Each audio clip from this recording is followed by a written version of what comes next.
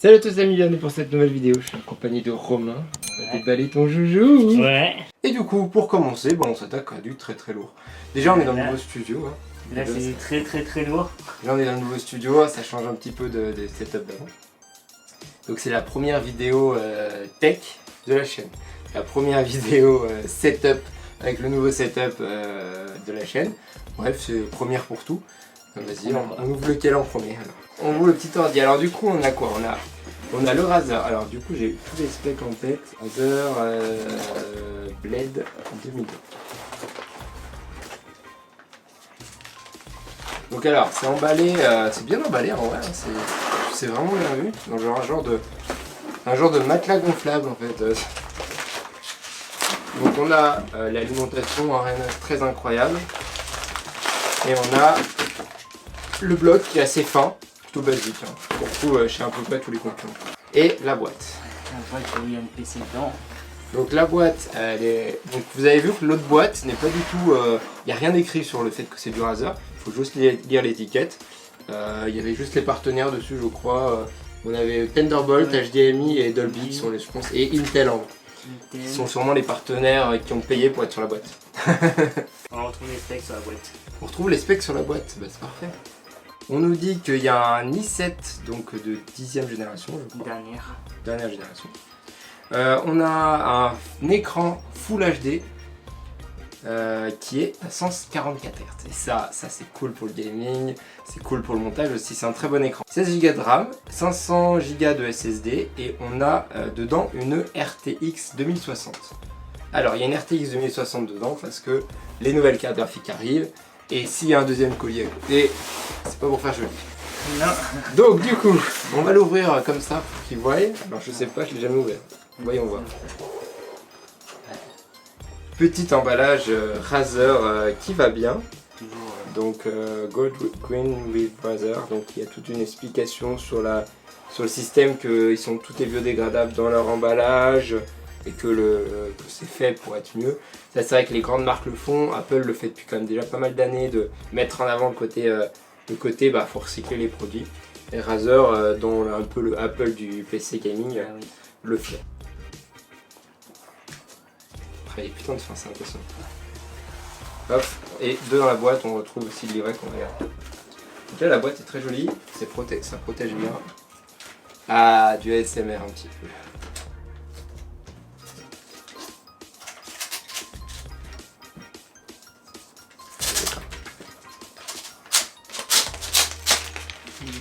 Le beau bruit. Le bruit du neuf. Ouais. Ça aussi. Wow. C'est quand même un beau PC. Ah, il est magnifique. Magnifique. Ah ouais, il est impressionnant beau. Donc, c'est assez impressionnant.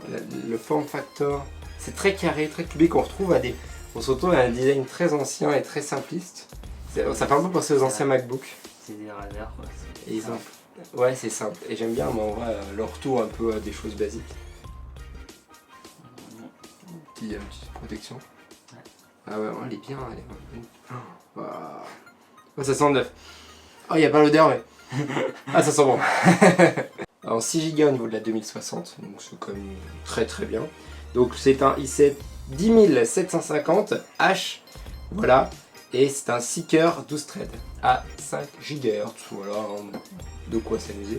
Et la petite info là sur le Full HD, ça c'est important, hein, c'est tout bête mais c'est une utilisation tous les jours. Bah, si je le prends bien, hop, ça ne lève pas le PC. C'est-à-dire qu'il y a la batterie, en sachant que la batterie elle est devant. Elle est devant. Ouais. Moi le poids, ça me paraît bien, bon j'ai pas le poids, il s'affiche actuellement hein, parce que je vais pas chercher en même temps. Du coup avec on a Thank you for tracing a Razer system, bon bah ça c'est du basique. On a un papier calque avec les remerciements, c'est très stylé. Toujours Razer. C'est Razer, hein, ils aiment bien. Oh ils sont beaux. Enfin quelque chose d'autre. Alors d'habitude Razer aime bien mettre ses autocollants, il n'y a pas de souci. D'habitude ils mettent deux comme ça, et là du coup il y en a un, deux... Donc il y a deux power avec le Razer Chroma. Et qui d'ailleurs compatible à Philips Hue. C'est des Philips Hue derrière, vous verrez pour les streams. D'ailleurs si vous ne me suivez pas en stream, ben, c'est dans la description les gars. Il va falloir venir un petit peu m'embêter sur stream. Et du coup la petite pochette de production Razer qu'on aime pour nettoyer l'écran. Ah, il y a un petit guide de mise en route, bon c'est du basique, hein, c'est un peu à quoi ça sert. Donc qu'est-ce qu'on a dessus? Du coup on a deux USB-C type Thunderbolt, donc on a deux, un de chaque côté. On a deux USB 3 type, ah non 4, 3 USB 3. Ouais, alors il y en a un des deux qui doit être Thunderbolt et l'autre qui doit être USB-C. C'est juste en fait, c'est la même prise, c'est juste la quantité d'informations qu'elle peut traverser, donc le Thunderbolt est plus rapide. Et ensuite on a une prise Ethernet, ça c'est super hein, quand vous allez chez quelqu'un ou quoi, ou vous allez en entreprise que vous avez besoin de vous brancher. Il y a le modèle Pro qui existe, qui a la lecteur carte SD. Pour les créateurs, c'est peut-être aller se tourner vers celui-là pour la carte SD, mais pour les gamers, je pense que c'est pas forcément... au pire, on peut mettre un dock USB-C. Voilà, de toute façon c'est ce qu'on fait. Donc c'est tout en aluminium, hein. On sent vraiment la qualité quoi. Ce PC est annoncé donc au prix public Razer de 1999 €. La prise d'alimentation est un petit peu particulière, ça change de ce qu'on a l'habitude de voir. Ah yes, il y a un super système de fermeture. Razer aime bien en général faire des systèmes comme ça en caoutchouc. C'est bien plus écologique que de mettre des ça c'est bien parce que tu vois, c'est il est tressé. C'est des câbles tressés et ça... Ah, il est génial, il est super gros. Et du coup, bah, j'imagine qu'il fonctionne dans les deux sens. Ah ouais, donc ouais, tu risques pas de l'enlever sans faire exprès quoi. Non. Voilà, donc on a un rétroéclairage en une seule surface, hein, c'est ça? Ça, ouais. Mais RGB. En vrai, c'est largement suffisant. Le clavier est vraiment très très beau. J'aime bien, il est très épuré. Le pad est vraiment grand. Comparé à ton Mac qui n'est... Ouais, les vieux Mac avaient des pads tout petits, bon maintenant ils ont des pads exactement de cette taille là. Donc écran de 144 Hz, donc ça sert à quoi? Bah, en fait c'est tout simplement le taux de rafraîchissement de l'écran, c'est-à-dire la quantité d'images par seconde. C'est raccourci mais en gros c'est ça. Un écran de 144 Hz théoriquement affiche 144 images par seconde. Ce qui permet d'avoir une certaine fluidité et ça c'est cool.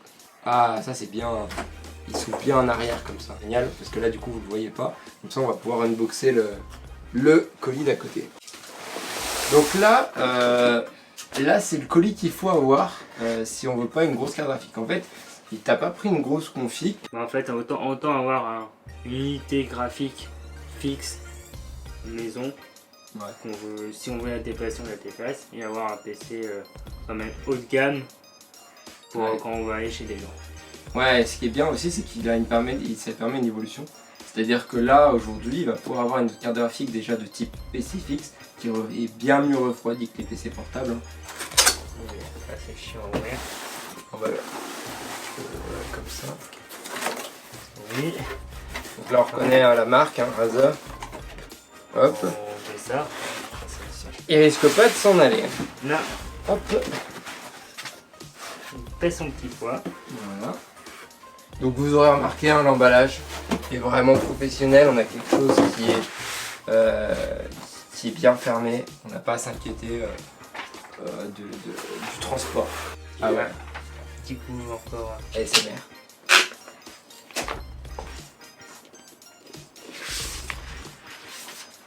Il pèse son poids, il est en aluminium aussi. Hein. Bonjour, je suis Cortana et je suis là pour vous aider. Non, pas là. Normalement. Oh, c'est stylé. Oh, c'est extrêmement beaucoup trop stylé. Voilà, ça c'est juste le châssis. Voilà, donc il sert de caisse. D'accord, ok, bon allez, c'est sympa. C'est tout du métal, il n'y a pas de doute sur la qualité du produit. Alors, il est chroma, c'est cool, c'est vrai, mais il a aussi des prises USB derrière, ce que n'a pas le Razer Core X normal. Je trouve qu'on a l'impression d'ouvrir un peu une bombe. C'est ça. Donc il a un ventilateur sur le côté qui va permettre de refroidir la bête. Et du coup, je te laisse ouvrir. Alors, on a une alimentation Razer, mais c'est une alimentation de 700 watts. C'est une 700 watts qui permet d'alimenter toutes les cartes graphiques. L'autre c'est une 500. L'autre c'est une 500. 550. Donc l'autre on est peut-être limité un peu sur des cartes graphiques les plus haut de gamme. Vous voyez, il y a une mini carte mère à l'intérieur qui va permettre de poser la carte graphique. Et je trouve qu'avec ce genre d'ordinateur, il s'oriente vers des créatifs. Et c'est les créatifs qui veulent du PC. On sait qu'il y a du MSI qui est génial. On sait qu'il y a aussi du Asus, qui est très bon aussi. Il y a les Acer aussi, il y a les Acer Predator. Il y a les Acer Predator, enfin toutes les marques ont fait des gammes. HP un peu moins, et encore certaines gammes sont pas trop mal. L'avantage c'est de l'entrée de gamme, ça permet d'avoir des prix cool avec des PC bien refroidis. Ce qui est un peu la base en fait. Hein. Si vous prenez les meilleurs composants du monde et c'est mal refroidi, ça ne sert à rien. Et ben du coup tu nous as pris une petite carte graphique à mettre dedans en attendant. Ouais. En attendant que les autres arrivent. Parce qu'on tourne cette vidéo le 2 octobre. Et donc les 3000 ont été annoncés. Et donc toi tu as une RTX 2070 Super. Voilà. Donc le système FX c'est un grillage, du coup vous verrez votre carte graphique. Donc ceux qui aiment bien voir leur carte graphique qui ont du RGB++, bah, ils pourront se faire plaisir. Alors, je vais enlever le... Donc elles ne seront pas compatibles avec les 3090, parce que les 3090 ont 3 slots d'utilité, et ici on peut mettre que 2 slots. Ah, c'est joli. Ça rentre... Tu vois, pourtant c'est une grosse, hein. Donc c'est un modèle gaming, hein, c'est ça? De chez ROG Strix Gaming, ouais c'est ça. Donc voilà, ça prend une belle place. C'est juste que bah, de toute façon, tout ce qui est câble d'alimentation, il faut savoir qu'il faut pas hésiter à les tordre un peu, ils sont prévus, ils sont blindés. Mais c'est vrai que ça peut être fastidieux au début. Hein. On reconnaît un peu de verre sur les câbles, hein, parce que Razer est là. Tu vois. C'est pour ça qu'il faut que je reprenne un autre, parce que celui-là est très très court. Ah oui, d'accord. Alors il faut savoir qu'un câble USB vers USB-C vers USB-C, donc Thunderbolt, sur compatible Thunderbolt, c'est pas donné aujourd'hui, hein, c'est quand même quelque chose de nouveau, qui a été développé par Apple entre autres. Et donc voilà, c'est vrai qu'il est assez court après. Et on retrouve. Ah, on retrouve les mêmes du coup. Bah ouais, parce que c'est du chroma. C'est du chroma. Je pense que ça va être joli. Donc ce qu'on fait, c'est qu'on va programmer tout ça et on se retrouve après.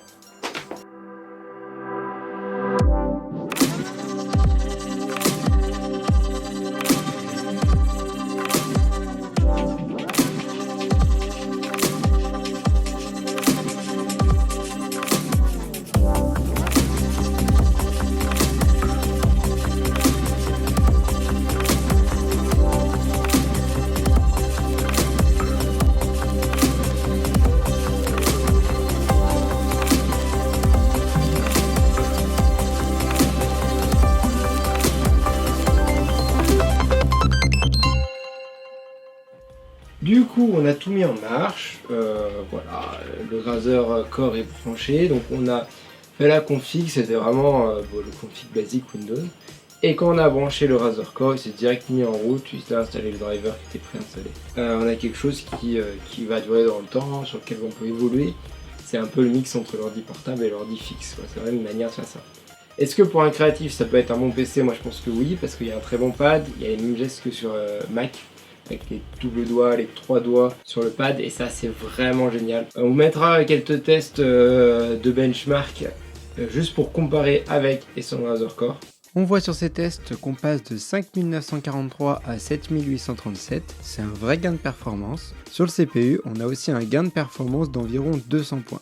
C'est dû au fait que du coup, le CPU peut mieux refroidir vu que la carte graphique interne n'est pas utilisée. A savoir qu'avec une 3000 et quelques, on aura des performances bien accrues, mais vous verrez ça dans le test plus tard. Je sais pas si je ferai un test plus complet peut-être à l'avenir avec Romain, on verra. Si ça vous intéresse, bah, dites-le en commentaire, et puis si ça vous intéresse pas, bah, dites-le pas. Les prochains tests, on va tester avec une série 3000. Voilà, bien sûr, on fera un déballage des séries 3000. Si cette vidéo vous aura plu, n'hésitez pas à vous abonner, on se retrouve très très bientôt sur la chaîne. Merci Romain pour ce petit déballage, ça fait plaisir d'avoir un petit truc comme ça pour inaugurer ce studio qui est RGB, vous avez vu, il change de couleur. Les amis, j'espère que ça vous aura plu, on se retrouve très très bientôt sur YouTube. C'était Walex avec Romain, allez, ciao. Ciao. Allez, on se casse. On en a marre, c'est bon, hein. Maintenant ils l'ont eu, on remballe, on renvoie Amazon.